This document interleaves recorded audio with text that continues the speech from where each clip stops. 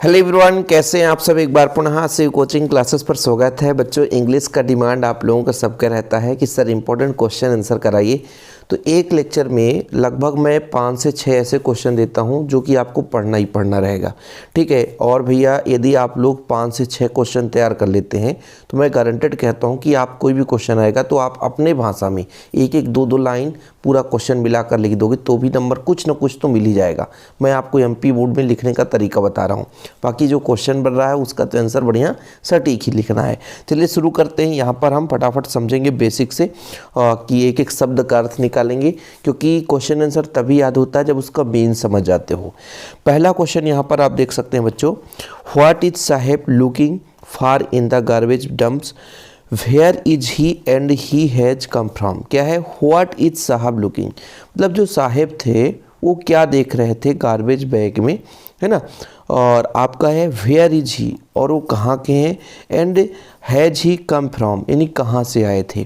देखिए, साहेब is looking मतलब ढूंढ रहे थे, देख रहे थे, फॉर कॉइन्स एंड रुपीज यानी कुछ सिक्के देख रहे थे, कुछ रुपया देख रहे थे, किसके, गोल्ड के, सोने के। इन द गार्बेज, गार्बेज में क्या तलाश कर रहे थे, फॉर कॉइन्स, है ना। कॉइन्स एंड रुपीज, कॉइन्स मतलब होता है सिक्का, रुपीज मतलब रुपया, किसका, सोने का। ही इज द सीमापुरी, वो कहाँ के हैं, सीमापुरी के हैं, in place of Delhi, Delhi में सीमापुरी है जहाँ के वो हैं।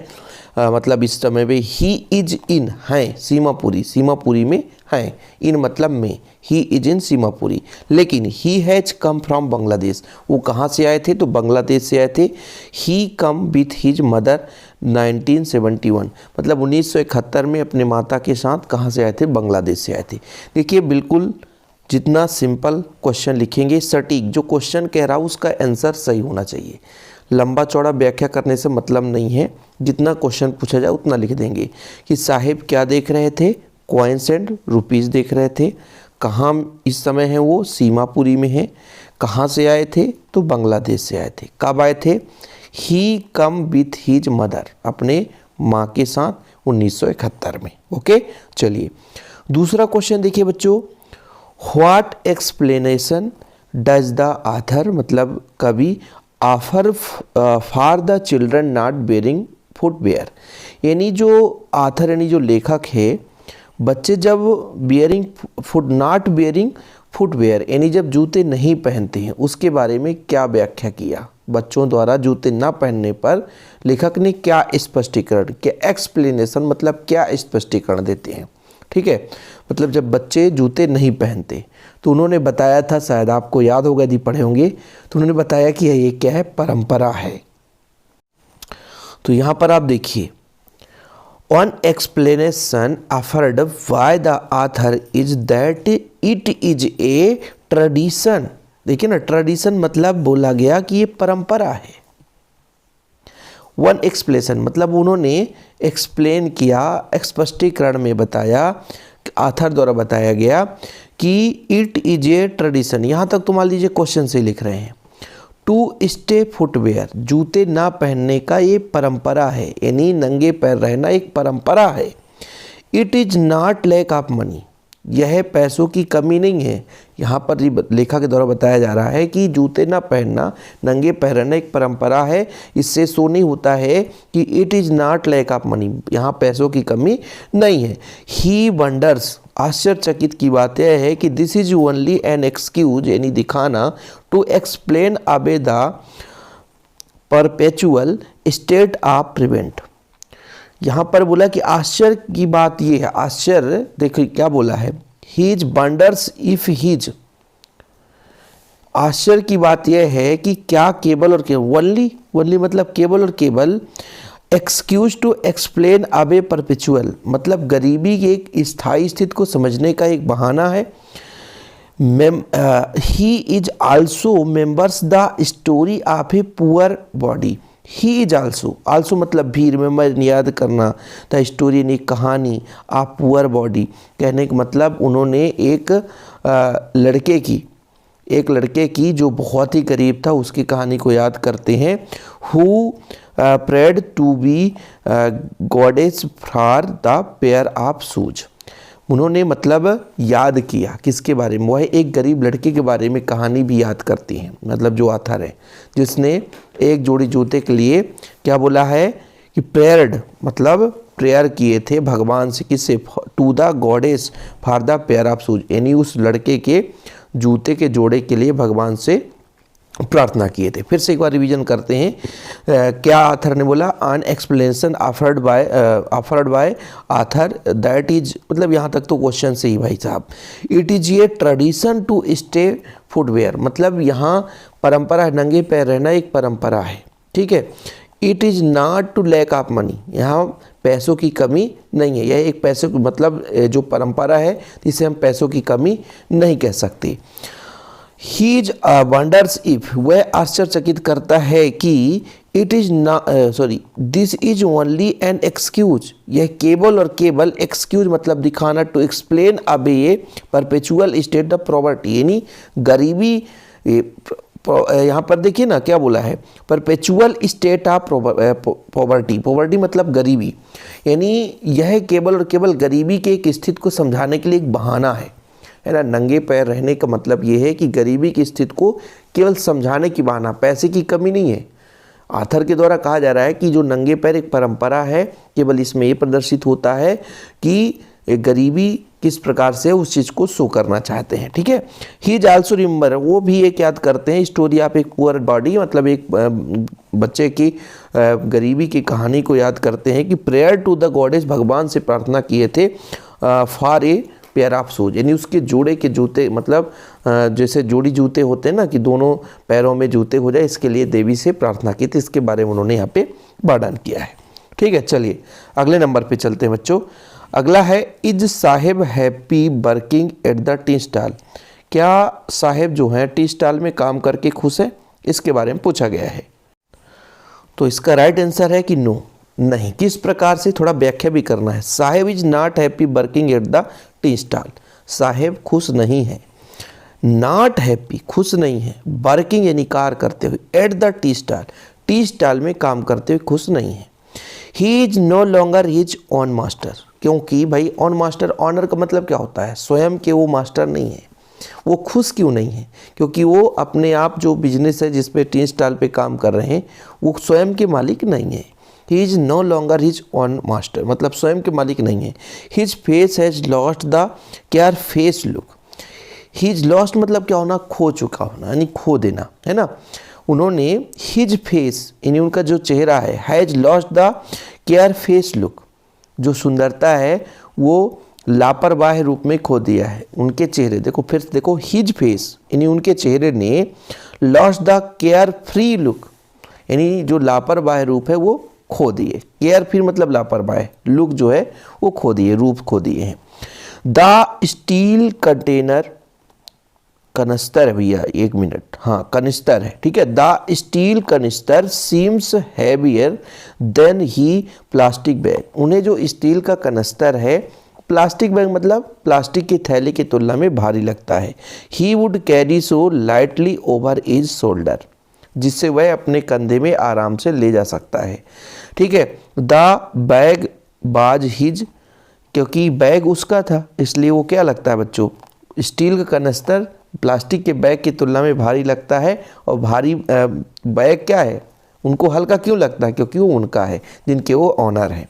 The canister belong to the man who owns the tea shop, मतलब कहने का मतलब ये हुआ कि कनिस्तर जो है उस आदमी का था जो दुकान का मालिक था, इसलिए कनिस्तर थोड़ा सा भारी लग रहा है, और बैग जो उनका था स्वतः का था, इसलिए उनका वो हल्का लग रहा है। ओके, एक बार फिर से कि क्या साहेब खुश थे, तो Saheb is not happy to working the tea stall में काम करने को खुश नहीं थे। He is so no longer his own master, क्योंकि वो खुद के ऑनर नहीं थे। हिज फेस लॉस्ट, उनका चेहरा बिल्कुल खो गया था लापरवाही लुक को। The steel canister seems heavier then the plastic bag, जो स्टील कनिस्टर जो है वो प्लास्टिक बैग से भारी लगता था। ही वुड कैरी, जिसे वो उठा सकते थे, स्लाइटली ओवर हिज शोल्डर, कंधे पर आसानी से उठा सकते। द बैग बाज वेरीज, क्योंकि बैग उनका था इसलिए उनको बैग हल्का लग रहा था। The canister belong to be the man who owns of the tea stall या टी शॉप, यानी जो टी शॉप के मालिक थे उनका क्या था, कनस्तर था, इसलिए कनस्तर भारी लग रहा था। ठीक, चलिए अगले प्रश्न पर चलते हैं बच्चों। यहाँ पर देखिए, what makes the city of Firozabad famous. Firozabad शहर को क्या प्रसिद्ध बनाता है, व्हाट मेक्स क्या बनाता है इस city of Firozabad famous. Firozabad famous क्यों है, किस कारण से है? तो the city of Firozabad is famous for its bangles.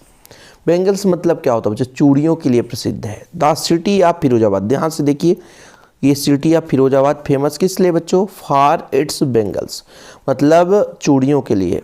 ठीक है, चूड़ियों के लिए। एवरी अदर फैमिली, हर दूसरा जो परिवार है इन फिरोजाबाद का हर दूसरा परिवार is engaged is making bangles, मतलब चूड़ियाँ बनाने में बिजी हैं, चूड़ियाँ बना रहे हैं।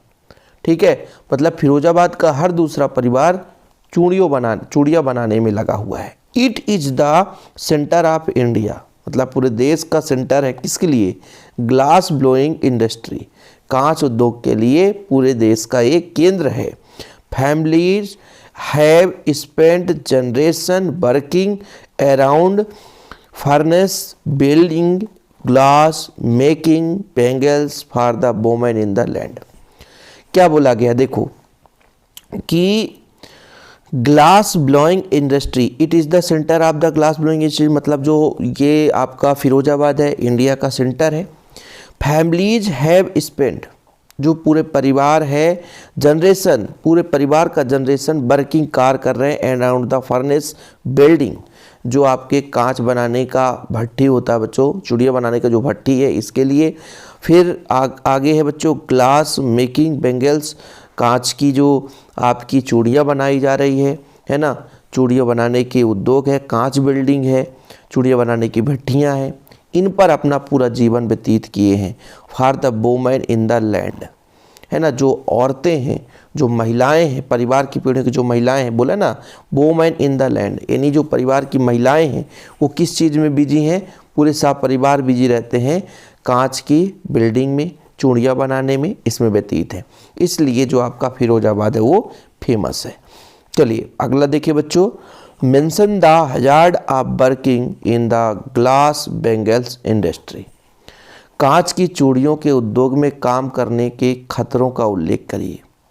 Mention the hazard working in the glass Bengal industry, मतलब जो कांच का भैया इंडस्ट्री है किस प्रकार से खतरा है, किस प्रकार से नुकसान हो सकता है, इसका वर्णन करना है। देखो, boys and girls with her fathers and mother sit in dark, है ना, hutment next to lines of flames of flickering oil lamps. देखो थोड़ा समझिएगा, बॉयज एंड गर्ल्स यानी जो लड़के लड़कियां हैं, with their fathers and mother, उनकी जो माताएं हैं पिता हैं, है ना, हर लड़का लड़की जो है अपने माता पिता के साथ इस डार्क हार्टमेंट, मतलब बच्चों हार्टमेंट का मतलब क्या होता है कि अंधेरे रोशनी में, है ना, लाइट्स द फ्लेम ऑफ फ्लिंकरिंग, यानी एक लालटेन जो है, ऑयल लैंप जिसे बोला जाता है, हर एक लड़का और लड़की अपने माता पिता के साथ लालटेन की रोशनी में अंधेरे झोपड़ी में, डार्क हेटमेंट मतलब आपका जो अंधेरा झोपड़ी, अंधेरा झोपड़ी में बैठते हैं। इन जितने भी बच्चे हैं बच्चियां हैं अपने माता पिता के साथ, ठीक है।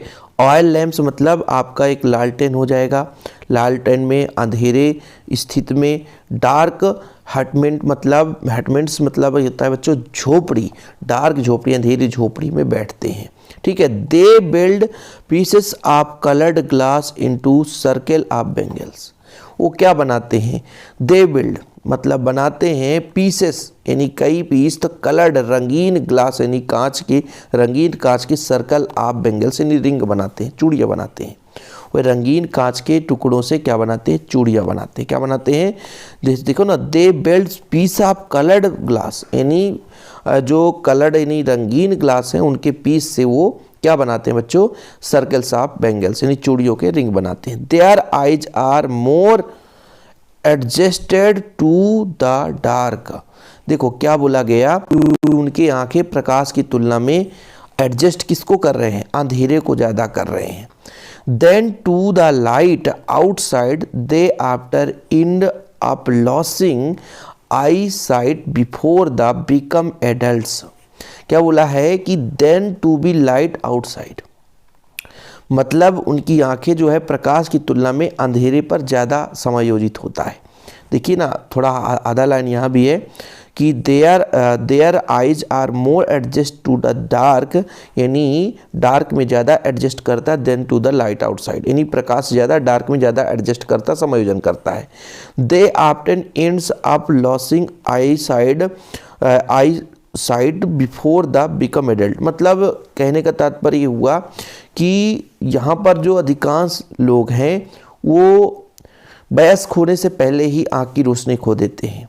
ठीक है, losing I site before the become adult, मतलब एडल्ट होने के पहले ही, ये सब नुकसान है ना, एडल्ट होने के पहले आँख की रोशनी खो देते हैं। Even the dust from polishing the glass of bangles, मतलब डस्ट जो है चूड़ियों कांच की जो पॉलिश करने से वो धूल निकलती, पॉलिशिंग बोला ना, पॉलिशिंग द ग्लास, जब ग्लास को पॉलिश करते हैं धूल निकलता है, मतलब कांच का धूल एक प्रकार से, है ना। इंजरिंग टू आई, और जो हमें आँख जो होता है बच्चों, इसको हानि पहुँचाता है, यानी हानिकारक है। इंजीरियस टू आई, मतलब आँख के लिए हानिकारक है।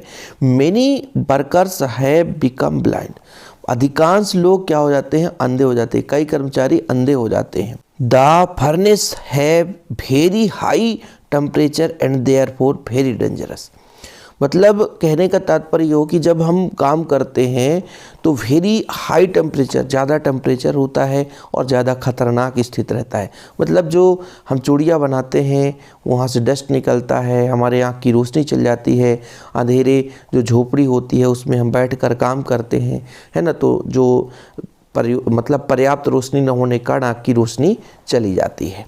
चलिए अगला क्वेश्चन देखिए बच्चों, how is Mukesh attitude to his situation difference from that his family, मतलब जो मुकेश है उसकी रवैया उसके परिवार से अलग कैसे है ये बताना है आपको। ठीक है, देखिए मुकेश ग्रैंड मदर थिंग्स, मतलब उसकी दादी सोचती है कि दैट ही गॉड गिवन, यानी भगवान ने दिया है, कैन नेवर ब्रोकन, जिसे हम कभी तोड़ नहीं सकते। उसके दादी का मानना है कि जो भगवान ने हमें दे दिया उसे हम कभी तोड़ नहीं सकते। हर सन, यानी उसका पुत्र और जो पोता है, are born in caste of bangles makers, मतलब उसका जो पुत्र है, हिज सन यानी उसका पुत्र है, एंड ग्रैंड सन्स का मतलब क्या होता है? पोता जो है, आर बोर्न यानी जन्म, इन द कास्ट यानी जो लोग चूड़ियाँ बनाते हैं, चूड़ियाँ बनाने वाले घर में ही बच्चा पैदा हुआ है, यानी आप पैदा हुए हमारे पुत्र ने, और हमारा जो उनके दादी का सोच है। मुकेश ग्रैंड फादर थिंग्स, यानी दादी का सोच है कि जो भगवान लिख देता है उसे बदला नहीं जा सकता है। हमारा जो पुत्र है और जो आप पोते हो, है ना, वो कहाँ जन्म लिए हैं? चूड़ी बनाने वाले के घर में। They have seen nothing but bangles, Mukesh father has taught them what he know arts of making, मतलब मुकेश के फादर सिखाते हैं क्या, कैसे बेंगल्स चूड़ियाँ बनाना है। But Mukesh want to be motor mechanic, Mukesh motor mechanic बनना चाहता है। ही विल गो टू, यहाँ पर क्या लिखा है भैया? यहाँ पे लिखा है गैरेज, है ना, गैरेज ही है, ठीक, हाँ। He will go to garage and learn thought the garage in the far away from his home, मतलब जो मुकेश के पिता उनको सिखाना चाहते चूड़ी बनाने की कला, लेकिन मुकेश मोटर मैकेनिक बनना चाहता था और वह गैरेज में जाएगा, सीखेगा, है ना, घर से उसके दूर है। बोला ना कि garage is far away from his home, उसके घर से बहुत दूर है गैरेज, लेकिन फिर भी वो गैरेज जाना चाहता है और गैरेज में जा कर के मोटर मैकेनिक सीखना चाहता है। तो उसकी दादी का कहने का तात्पर्य है कि उसकी दादी सोचती है जो भगवान ने लिख दिया उसे बदला नहीं जा सकता। हर सन एंड ग्रैंड फादर यानी ग्रैंड सन्स यानी जो उसका पुत्र है और पोता है, दोनों के दोनों जन्म हुए हैं चूड़ी बनाने वाले घर में। दे हैव सीन नथिंग, इसके अलावा वो कुछ नहीं जानते हैं। But bangles, Mukesh father had taught, Mukesh के पिताजी कहते हैं कि क्या व्हाट यू नो, जानते हो तुम मेकिंग द बेंगल्स, बनाने की कला पता है। But Mukesh want to the motor mechanic, वो मोटर मैकेनिक में काम करना चाहता है। He will to go garage, वो गैरेज जाएगा। And learn thought the garage is far, लेकिन जो गैरेज है वो घर से बहुत दूर है। ये उसकी अंडरस्टैंडिंग थी। तो 6 क्वेश्चन हो गए और एक आखिरी क्वेश्चन कर लेते हैं। What could be some of the reason for the migration of people from village to city, लोग क्यों गांव से सिटी की ओर जा रहे हैं, इसके पीछे रीजन बताओ। तो सिटी में क्या मिलता है, रोजगार ज़्यादा मिलता है। People migrate from village to city search of livelihood, मतलब लाइवहुड का मतलब क्या होता है, आजीविका की तलाश, है ना। सर्च ऑफ लाइवहुड, लाइवहुड मतलब आजीविका, तो सर्च कर रहे हैं, आजीविका के तलाश में लोग मुख्य रूप से जा रहे हैं। Their field fail to provide them means of survival, cities provide employment. देखो ना, एम्प्लॉयमेंट मतलब क्या होता है कि भाई वहाँ जाने से हमें नौकरी मिलती है, रोजगार मिलता है, ठीक है। Their field fail to provide them mean मतलब कई सारे हमको वहाँ से फील्ड मिल जाता है ना। लोगों को वहाँ पे शहर में नौकरी, रोजगार, भोजन कमाने के कई अन्य साधन मिल जाते हैं, ठीक है। जैसे गेटिंग द फूड, भोजन भाई हमको कमाना है, भोजन करना है, भोजन कमाने के कई सारे साधन वहाँ पे मिल जाते हैं, इसलिए लोग पलायन कर रहे हैं। The problem in case of poor is to feed the hungry members, survival is to primary, है ना, कैंसर्स। कहने का मतलब कैंसर है कि जो प्रॉब्लम है वो गरीबी है, मुख्य रूप से गरीबी मेन कारण है। गरीबी के कारण लोग अपना स्थित पलायन कर रहे हैं, यानी शहर की ओर जा रहे हैं। तो मेंस आप उसको समझो, 1-2 बार पढ़ो, लिखो, फिर आपके एग्ज़ाम में आप ऑटोमेटिक बनेगा। बाकी सारे नोट्स हमारे सी कोचिंग क्लासेस के माध्यम से उपलब्ध कराए जाते हैं। जिन बच्चों को नोट्स लेना है तो वो कांटेक्ट कर सकते हैं 96 85 29 91 49 पर, 9685299149 पर आपको प्रॉपर नोट्स मिलेंगे। फिलहाल अभी के लिए इतना ही। जय हिंद, वंदे मातरम।